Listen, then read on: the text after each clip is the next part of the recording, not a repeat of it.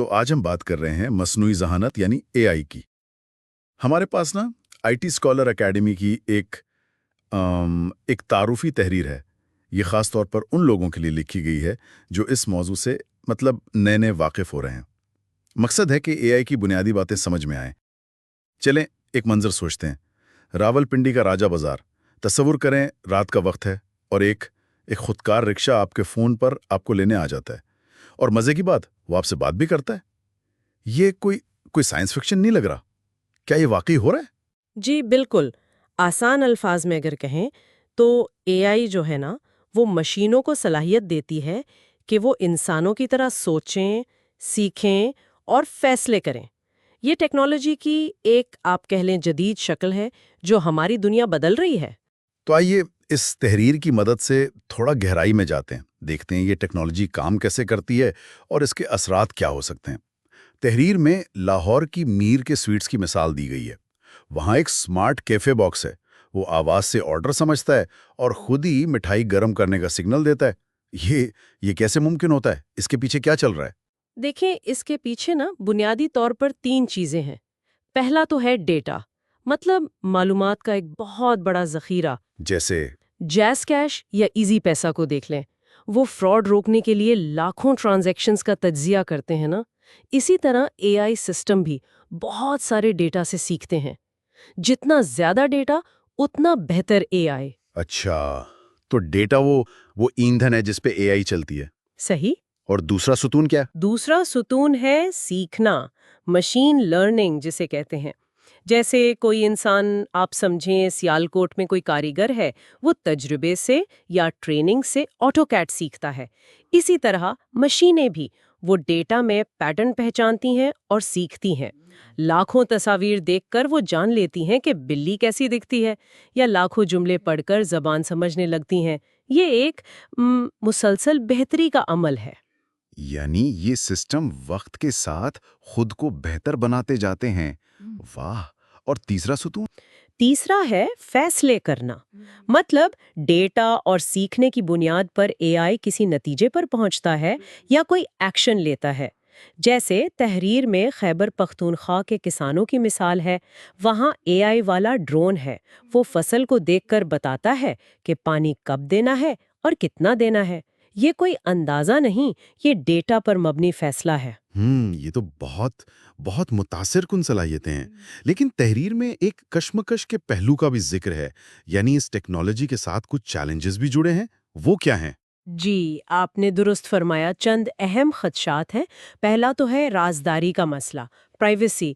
جب آپ کراچی میں ٹیکسی ایپ استعمال کرتے ہیں تو آپ اپنی لوکیشن شیئر کرتے ہیں نا، یہ ڈیٹا اے آئی کو تو بہتر بناتا ہے، لیکن سوال یہ ہے کہ کیا یہ معلومات ہمیشہ محفوظ رہتی ہیں؟ اس کا غلط استعمال تو نہیں ہو سکتا؟ یہ واقعی ایک اہم نقطہ ہے۔ اور روزگار کے حوالے سے کیا خدشات ہیں؟ وہ دوسرا بڑا چیلنج ہے، روزگار پر ممکنہ اثرات۔ اگر فرض کریں لاہور کی ٹیکسٹائل ملوں میں روبوٹس کپڑا سینے لگیں یا پیکنگ کرنے لگیں، تو وہ مزدور جو یہ کام کرتے ہیں ان کا کیا بنے گا؟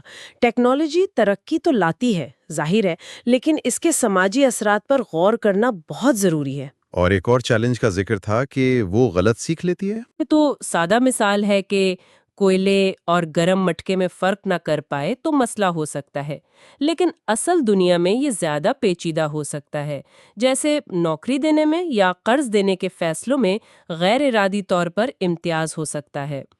تو یہ تو ہو گئے چیلنجز جن پر توجہ دینا لازمی ہے۔ لیکن اب آتے ہیں تحریر کے حقیقی جادو والے حصے کی طرف۔ اے آئی کے ٹھوس فوائد کیا ہیں جو ہماری زندگیوں کو بہتر بنا رہے ہیں؟ جی، اس کے بہت سے مثبت استعمالات ہیں اور وہ سامنے آ رہے ہیں۔ جیسے صحت کے شعبے میں مری کی کسی دور دراز گاؤں کی مثال لیں، وہاں اے آئی والا موبائل کلینک وہ بنیادی تشخیص کر سکتا ہے، ابتدائی طبی امداد دے سکتا ہے جہاں شاید ڈاکٹر فوراً نہ پہنچ پائے۔ واہ! یعنی صحت کی سہولیات اگر رسائی وہ بہتر ہو سکتی ہے۔ اچھا، اور تعلیم میں کیا ہو رہا ہے؟ تعلیم میں بھی بڑی تبدیلیاں آ رہی ہیں۔ پشاور کے ایک اسکول کی مثال دی گئی ہے، وہاں اے آئی ٹیچر ہر طالب علم کی کارکردگی کا الگ الگ جائزہ لیتا ہے، ان کے لیے ذاتی نوعیت کے لرننگ پلان بناتا ہے اور والدین کو بھی اپڈیٹس بھیجتا ہے۔ اس سے ہر بچے کی انفرادی ضروریات پوری ہو سکتی ہیں۔